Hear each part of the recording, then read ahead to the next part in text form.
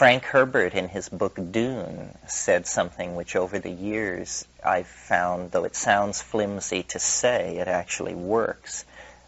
Some of you may recall that in that book they had this drug called Stroon, and it did pull you out through time. It was not just a drug. It revealed, like I'm saying psilocybin and DMT do, the real structure of reality. And in there, they discuss what do you do about the fear that comes with the gigantic, awesome dimensions of this vision. And he says, or someone tells the main character, fear is like a wind, and it blows through the mind. And what you must do is you must wait. And it cannot sustain itself unless you give it an object.